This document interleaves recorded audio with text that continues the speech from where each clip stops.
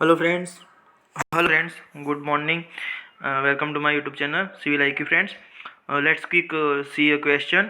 आज हम irrigation engineering के खुरमी बुक के 11 से 20 तक के क्वेश्चन देखेंगे फ्रेंड्स. जल्दी से जल्दी देखेंगे हम बिना टाइम वेस्ट किए, क्योंकि अभी एग्ज़ाम जल्दी नज़दीक आ रही है और हमें क्विक रिवीजन करके हमें मिनिमम हमारे 5 सब्जेक्ट कंप्लीट हैं. तो 5 सब्जेक्ट में हमारा लिस्ट इस तरह से है. अभी हमारा जो चल रहा है सॉइल मैकेनिक्स और इरिगेशन, उसके बाद हम लेंगे स्टील और RCC, उसके बाद हम लेंगे बिल्डिंग मटेरियल और फिर FMB ख़त्म कर लेंगे और फिर सॉम भी ख़त्म करेंगे. तो ये हमारे मेन सब्जेक्ट रहेंगे. जो हमारा टारगेट रहेगा, जो गुजरात में WSSB की एग्ज़ाम आ रही है, तब तक हम विश करते हैं कि ये ख़त्म कर दे, ये सिलेबस हमारा ख़त्म करे. सो फ्रेंड्स, अब देखेंगे हम जल्दी से जल्दी. Irrigation is a supplementary to rainfall.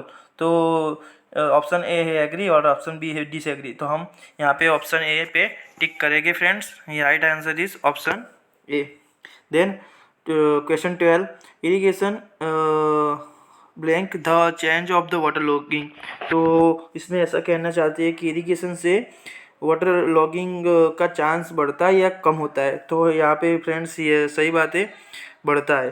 तो इसमें भी option A is right answer. Then 13 question, irrigation is said to be science of survival.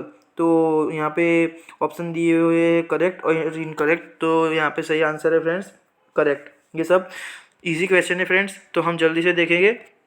उसके बाद फ्रेंड्स यहाँ पे मैंने 14th क्वेश्चन हमारा है a useful soil moisture for plant growth. तो मैंने पहले भी अभी इरिगेशन की जब शुरुआत की थी हमने, तभी बिगिनिंग में ही मैंने बताया था कि प्लांट के लिए कौन सा यूजफुल सॉइल मॉइस्चर रहता है, कौन सा पार्ट रहता है जो प्लांट के लिए यूजफुल रहता है. तो हम यहाँ पे ऑप्शन देखेंगे. A capillary water, then B gravitational water, then C hygroscopic water. तो फ्रेंड्स, मैं आपको दिखाना चाहूँगा कि कौन सा ग्रेविटेशनल, ये 3 टाइप में कौन सा ऊपर आता है, कौन सा बीच में आता है, कौन सा सबसे लास्ट में आता है, उसके बारे में आप बातचीत कर लेते हैं. तो 14th में फ्रेंड्स मैं आपको बता देता हूँ कि ग्रेविटेशनल वाटर रहता है, वो सबसे ऊपर आता है. वो अनडिजायरेबल वाटर कहता है कि सुपरफ्लोस भी होता है उसमें. तो ये ग्रेविटेशनल वाटर रहता है. उसके बाद आता है कैपिलरी वाटर, जो प्लांट के लिए यूजफुल वाटर होता है, इसलिए हम यहाँ पे लिखा है कि capillary water is useful. Then उसके बाद आता है हाइग्रोस्कोपिक वाटर, जो फ्रेंड्स परमानेंट विल्टिंग पॉइंट आप जो PWP बोलते हैं ना, ये इस लेयर में ही रहता है, इसलिए परमानेंट विल्टिंग पॉइंट है हाइग्रोस्कोपिक लेयर में रहता है. ओके. उसके बाद फ्रेंड्स मैंने यहाँ पे एक यूजफुल चीज़ ये भी बताई कि फील्ड कैपेसिटी और ऑर्डिनरी मॉइस्चर कंटेंट किस में रहता है. तो उसके बारे में भी मैं बातचीत करूँगा. पर वो क्वेश्चन आते ही मैं उसका भी सॉल्यूशन आपको दिखाना चाहूँगा. पर यहाँ पे हम देखेंगे अभी अपने ये क्वेश्चन के लिए कि useful soil moisture for plant growth के लिए कैपिलरी वाटर जो हमारा रहता है, वो राइट आंसर है. उसके बाद friends the question 15th, the amount of water required to fill up the pore space in soil particle by replacing all air held pore space is known as the amount of. Friends, तो यहाँ पे हमारा question है friends, यहाँ पे हमारा question है the useful soil moisture for plant growth is. उसमें ऑप्शन ए है. सॉरी फ्रेंड्स, फिर से मैंने रिपीट किया है. यहाँ 15 क्वेश्चन हम यहाँ पे पहुँचे थे, थोड़ा इंटरप्ट होने के कारण मैं भूल गया हूँ. तो 15 क्वेश्चन में ऑप्शन है A field capacity, then B saturation capacity, then C available moisture.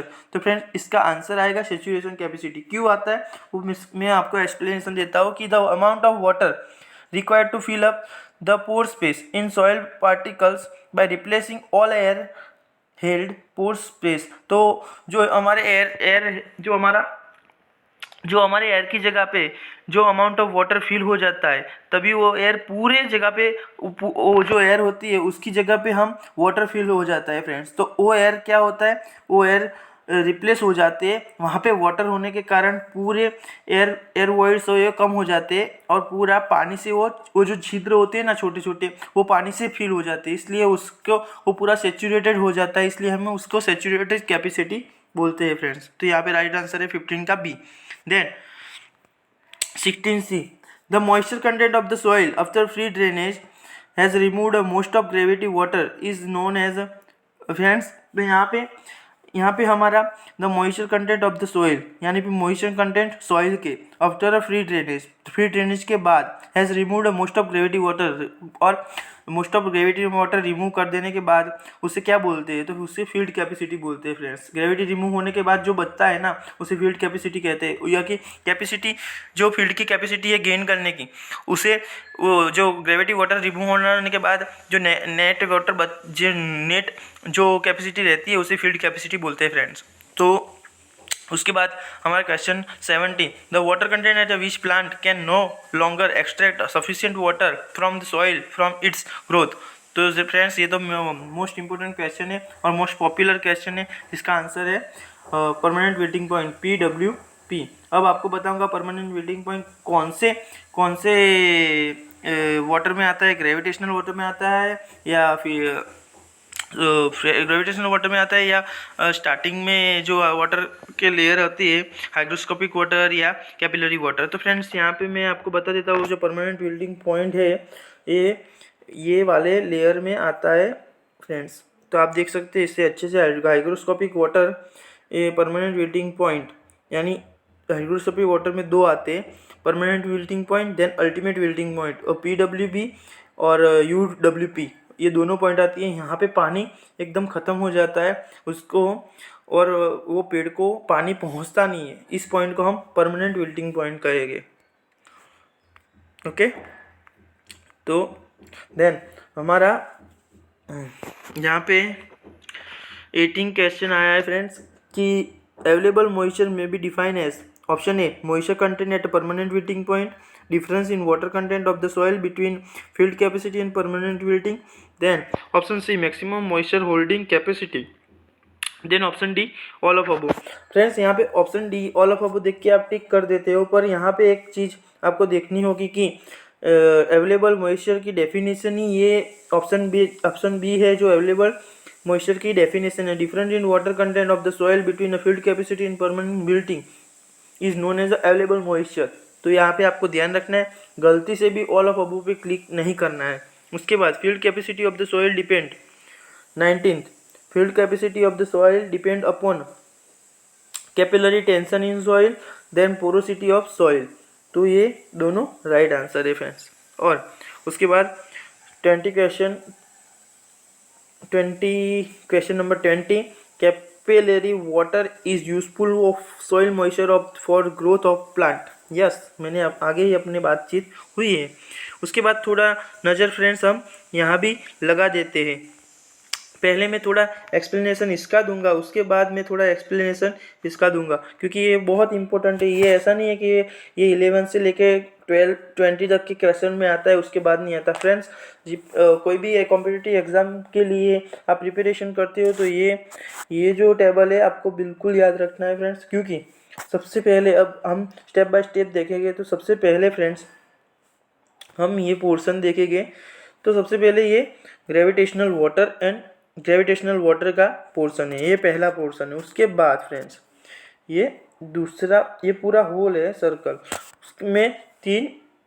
इसमें तीन लेयर है हमारे। फर्स्ट ये लेयर,